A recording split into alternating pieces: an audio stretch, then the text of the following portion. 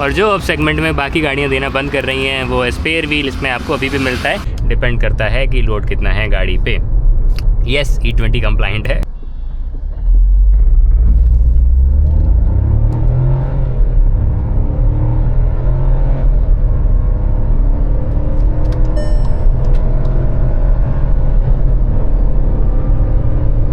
तो straight out करने वाले हैं Skoda Kushaq 1 litre 8 speed torque converter का एक ड्राइव रिव्यू, क्योंकि फीचर्स आपको सब ने बता दिए होंगे, लेकिन मैं आपको बताऊंगा कि फील कैसा है भाई इस गाड़ी में। अगर आप स्कोडा खरीद रहे हैं तो आप ज़रूर ड्राइविंग सेंट्रिक कार ढूंढ रहे होंगे, और अगर आप ये पर्टिकुलरली 1 लीटर इंजन ले रहे हैं जो कि 3 सिलेंडर इंजन है, लेकिन इसका जो कैरेक्टर है वो टोटली डिफरेंट है अगर आप इसको बाकी मार्केट के 3 सिलेंडर इंजन से कंपेयर करेंगे तो। 8 स्पीड का टॉर्क कन्वर्टर गियर बॉक्स भी आ गया नया, पहले ये 6 स्पीड का हुआ करता था। अब अच्छी बात क्या है कि स्कोडा गियर बॉक्स वगैरह के मामलों में जो ट्यूनिंग भी करते हैं ना, तो वो बहुत ऐसे लाइक ड्राइविंग प्लेजर को थोड़ा सा नज़र में रखते हुए करते हैं। आपको फील ऐसा आता है, जो शिफ्टिंग है ना वो इतनी क्विक होती है और फास्ट होती है। ये टॉर्क कन्वर्टर गियर बॉक्स है, उसके बावजूद भी इसकी शिफ्टिंग इतनी स्मूथ है कि किसी एंगल पे ऐसा लगता है कि आप इनका जो है वो DSG जो डुअल क्लच ऑटोमेटिक ट्रांसमिशन होता है वो चला रहे हैं।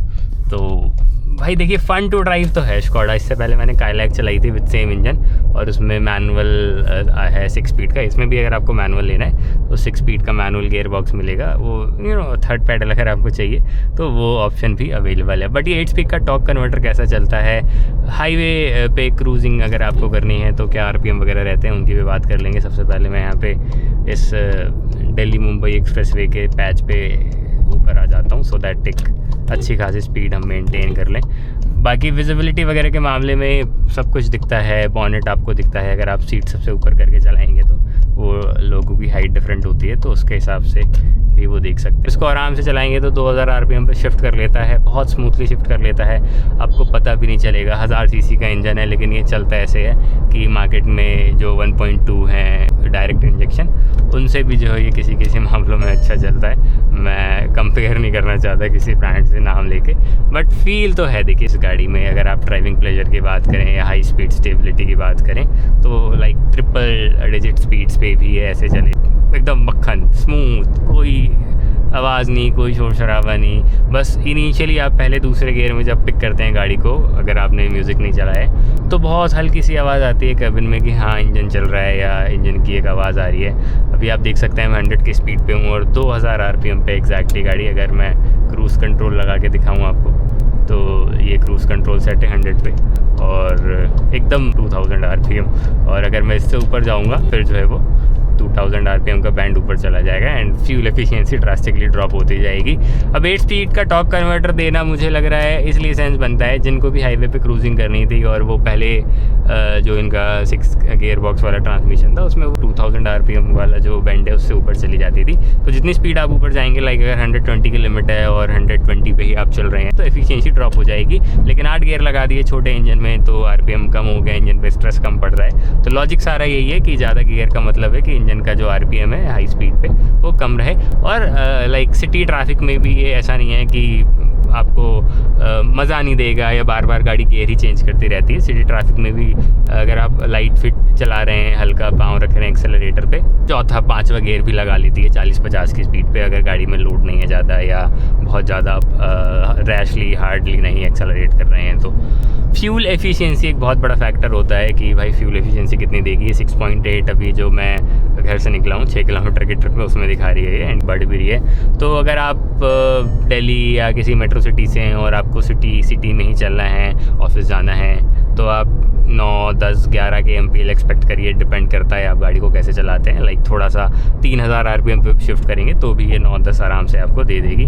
2000 RPM पे शिफ्ट करेंगे, लाइट फिट चलाएंगे और थोड़ा सा आपका हाईवे भी उसमें यूज़ हो जाएगा तो 12 तक भी आ जाएगी, 13 तक भी आ जाएगी। और कंटिन्यूसली ये मैनुअली शिफ्ट हो गई मेरे से, मैनुअली भी शिफ्ट कर सकते हैं, इसके बाद मैं करूँगा आगे। थोड़ी आपकी रनिंग ऐसे ओपन रोड्स पे भी है, थोड़ा ट्रैफिक में भी चलाएंगे तो 12-13 तक दे देगी। और कंटिन्यूसली हाईवे पे चलाएंगे तो 15, 16, 17 भी दे देगी। डिपेंड करता है कि लोड कितना है गाड़ी पे।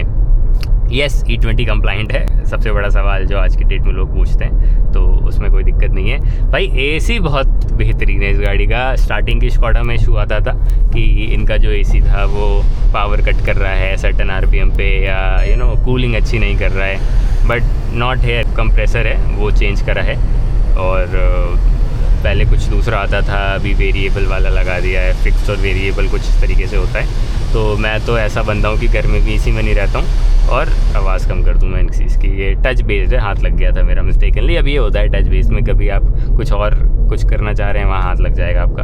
बट अच्छी बात क्या है कि फिजिकल बटन से वेंटिलेटेड सीट्स के लिए, जो कि इस गाड़ी में आता है, और पीछे मसाज सीट आती है भाई। ये आवाज़ कर रहा है, इसको भी एक पे कर देते हैं। पीछे मसाज है, आगे देते तो और अच्छा होता, बट पीछे दे रखा है, ठीक है। मुझे नहीं लगता स्कॉडा में बहुत लोग पीछे बैठ के चलना चाहते हैं या चलते होंगे, बट अगर आपकी फैमिली मेम्बर बैठ रहे हैं फ्रीक्वेंटली पीछे, मॉम डैड के साथ अगर आप ट्रैवल करते हैं या ग्रैंड पेरेंट्स के साथ, तो उनके लिए काफ़ी सहूलियत हो जाएगी, उनको काफ़ी आराम मिलेगा मसाज सीट से। तो फीचर से एक एक्सक्लूसिव ये है कि पीछे इसमें मसाज सीट्स आती है।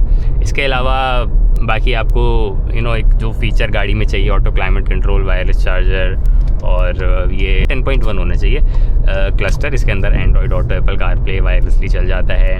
यहाँ पे 10.25 इंच का डिजिटल पूरा ये है कॉकपिट है, जिसके अंदर अलग अलग व्यू भी हैं। तो आप कुछ चाहें तो सबसे अच्छा तो मुझे वही लगता है, कॉज उसमें टैकोमीटर दिखता रहता है।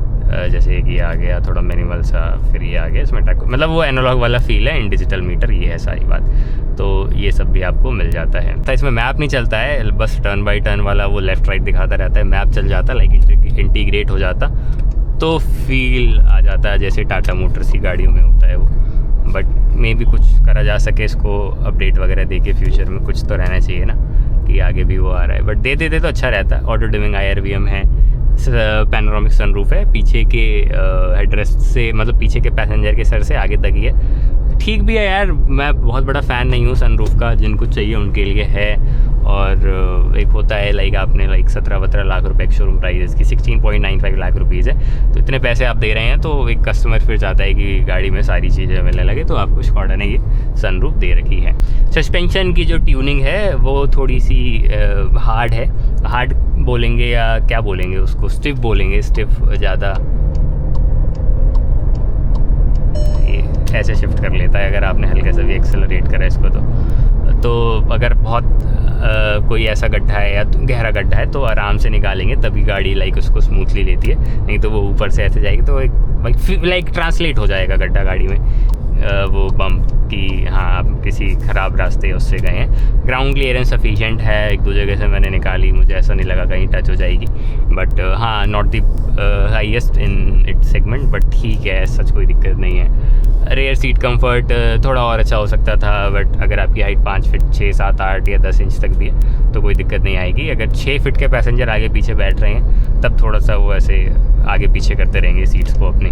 हर जगह हार्ड प्लास्टिक ही है, लेकिन इससे कोई दिक्कत नहीं है। जो एक फील है इनमें, लाइक ऐसे कोई भी स्क्वीजिंग नॉइज़ नहीं आ रही है, बस एक वो रबर बीटिंग की नॉइज़ आ रही है। बट वो प्रेस कार है, टेस्ट कार है, सर्विस वगैरह में कुछ होता रहता है ऊपर नीचे, तो उसको ठीक कर देंगे तो आवाज़ भी नहीं आएगी। मतलब गाड़ियों में कोई रेटलिंग नॉइज़ नहीं है, मैं ये बताना चाह रहा था आपको। और क्या बताना था, स्टीयरिंग लाइट है, हाई स्पीड पे इसमें वेट आ जाता है। और अगर आप लाइक एंथुजियास्टिकली चलाना चाहें कि यार आज मेरा थोड़ा, अभी जैसे मैंने यहाँ पे पंजा दबाया तो देखते हैं ये स्पेस नहीं मिल रहा है मेरे को, नहीं तो मैं थोड़ा सा और एग्रेसिवली शिफ्ट करवाता इससे। हाँ, तो मैनुअल मोड भी है ना, मैनुअल मोड में जो है वो आप चलाइए, देखिए कहाँ तक जाती है ये।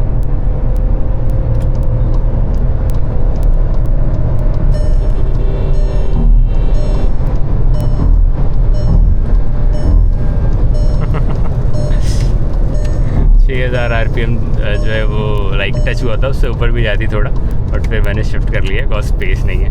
8 स्पीड जो मेन है हाईलाइट इसका, कि रिलैक्स चलना है गाड़ी को, क्रूजिंग मैनर थोड़ा अच्छा होना चाहिए, वो ये बढ़िया कर ले रही है। और स्पोर्ट मोड भी है भाई, ये स्पोर्ट मोड लगा दिया भाई, दफ़े मैंने स्पोर्ट मोड लगाते ही गाड़ी ने गियर डाउन कर लिया। बारिश हो रही है यार, नाइस। सो स्पोर्ट्स मोड लगाने के लिए आपको ये एक बार ऐसे प्रेस करना है, ये ड्राइव पे आ गई, और एक बार आप और पीछे करेंगे तो ये स्पोर्ट्स पे आ गई। और जैसे ही मैंने अगेन स्पोर्ट्स मोड में पंजा दबाया, ओह, जो फील आ रहा है ना कि हाँ इंजन चल रहा है वो बहुत बढ़िया है यार। 3 सिलेंडर इंजन होने के बाद भी कोई ऐसी वाइब्रेशन फील नहीं हो रही है स्टीयरिंग पे, पेडल्स पे, जो कि बहुत अच्छी बात है। ये जनरली 3 सिलेंडर में रेयरली देखने को मिलता है। बढ़िया यार, अगर आप सोच रहे हैं ये particular engine gear box combination लेने का तो ले सकते हैं। एक बात और मैं आपको बता दूं, इस इंजन गियर बॉक्स से अराउंड 1.5 या 2 लाख, मतलब 1.5 से 1.6 लाख रुपीज़ का डिफरेंस है 1.5 TSG में। तो अगर आपका बजट अलाउ कर रहा है, और मैं सजेस्ट भी करूँगा क्योंकि वो और क्रेज़ी इंजन और क्रेज़ी गियर बॉक्स है भाई। बस फ्यूल एफिशिएंसी आपकी जो है वो लाइक अगर इससे आप 8 से 10 kmpl की निकाल रहे हैं तो उससे 10 kmpl निकालने में आपको थोड़ा सा चैलेंजेस फेस करने पड़ सकते हैं या बहुत ही आराम से चलानी पड़ेगी। बट अगर आप वो ले रहे हैं तो आप फ्यूल एफिशिएंसी का बहुत ऐसे रोना नहीं करेंगे या बहुत ऐसा नहीं होगा यार मेरे को माइलेज नहीं दे रही है गाड़ी, बट वो क्रेज़ी कॉम्बिनेशन हो जाएगा। तो अगर बजट अलाउ कर रहा है तो आप वो पर्टिकुलर इंजन गियर बॉक्स खरीदिए। वो मैंने स्कोडा स्लाविया में चलाया है, इनकी बहुत ही क्रेज़ी चलता है और आई बिलीव कुशाक में भी वो सेम ही काम करता हो। ओके, सो इसके वाइपर में ऑटो नहीं है क्या? ये होना चाहिए ऑटो, अभी पता चल जाएगा। हाँ ऑटो है भाई, ऑटो हेडलैम्प, ऑटो मतलब रेन सेंसिंग वाइपर्स, ये फीचर जो हैं वो आपको मिलते हैं। In terms of safety Skoda जो है वो 5 स्टार रेटेड है, ग्लोबल एंड गैप में 6 एयर बैग स्टैंडर्ड हैं और हिल होल्ड और ट्रैक्शन कंट्रोल, ESP ये सब आपको मिलता है गाड़ी में। और अच्छी बात क्या है कि बेस ट्रिम अगर आप ले रहे हैं, लाइक अगर आपका बजट 12-13 लाख रुपए तक की लिमिटेड है तो बेस ट्रिम में भी आपको सारे फीचर्स मिलते हैं जो कि अगेन अप्रिशिएटेड। आपको अलॉय व्हील्स मिलते हैं, सिस्टम मिलता है, पीछे वाइपर डिफॉगर मिलता है, मतलब सेफ्टी वाले जो भी फीचर्स होते हैं वो तो आपको स्टैंडर्ड मिलते ही हैं। उसके ऊपर नॉर्मल जो एक बेसिक मोस्टली जो मिड वेरिएंट्स में फीचर्स आते हैं कार के, वो स्कोडा आपको बेस वेरिएंट में देता है। तो वहाँ पे भी आपको जो है वो एक वैल्यू पैकेज प्रोवाइड करवा रहे हैं स्कोडा। हाँ, LED हेडलैम्प्स हैं, DRLs हैं, ये सब मिल जाते हैं। अब इसमें क्या है कि इसमें आपका फॉग लाइट्स भी है, एडिशनली कॉर्नरिंग लैंप्स की तरह काम करते हैं वो। उसमें एनालॉग मीटर आएगा, इसमें ये डिजिटल मीटर है। तो वही है कि इससे कोई ऐसा मेजर डिफरेंस फील नहीं होता है ना ड्राइविंग प्लेजर में। इसमें 17 इंच के अलॉय व्हील्स हैं विद डिफरेंट डिज़ाइन, उसमें नॉर्मल बेसिक 16 इंच के व्हील्स आते हैं। तो ये सारी चीज़ें आती हैं। बट अगर आपको एक फ़ील लेना है स्कोडा का कि यार चलो let's give it a try, first time Skoda गाड़ी ले रहे हैं आप, तो आप इसका बेस वेरिएंट या बेस से ऊपर वाला जो मिड वेरिएंट है वो भी ले सकते हैं इफ़ बजट कंस्ट्रेंट है तो। नहीं तो फिर ये खरीदिए या थोड़ा लाइक ऊपर का वेरिएंट खरीदिए जिसमें आपको ये सारे फीचर्स वगैरह मिल जाए। बाकी मिड लाइट वगैरह भी आती है इसमें, वो मैं रात का शॉट लगा दूंगा आपको, दिन में तो वो सब कहाँ ही दिखेगी आपको। मज़े देगी भाई आपको चलाने में, जो फील है ना।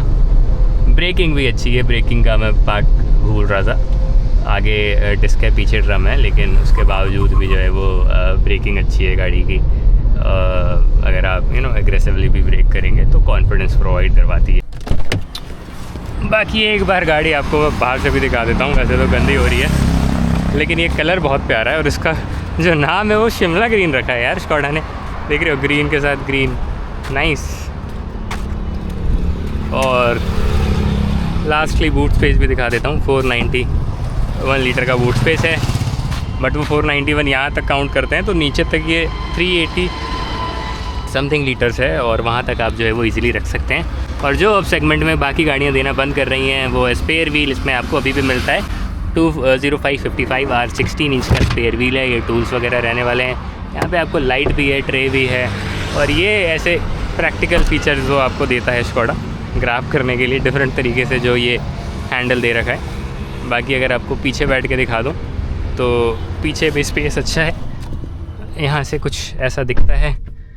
सनरूफ ये है ऐसा मैं जिसकी बात कर रहा था, पीछे पॉकेट वगैरह भी मिलता है आपको और यहाँ फ़ोन रखने के लिए भी स्पेस है दोनों ही सीट के पीछे। टाइप C भी है पीछे और ये मसाज सीट जिसकी मैं बात कर रहा था, जिसका मैं ज़्यादा एक्सपीरियंस नहीं कर पाया कॉज मैं गाड़ी ही ज़्यादा चलाता रह गया। और ये ऐसे आर्मरेस्ट वगैरह का बोर्डर वगैरह सारी चीज़ें हमको मिल जाती हैं। इंटीरियर का कलर देख लीजिए, लाइट कलर है, आइवरी कलर बोलेंगे एग्जैक्टली इसको।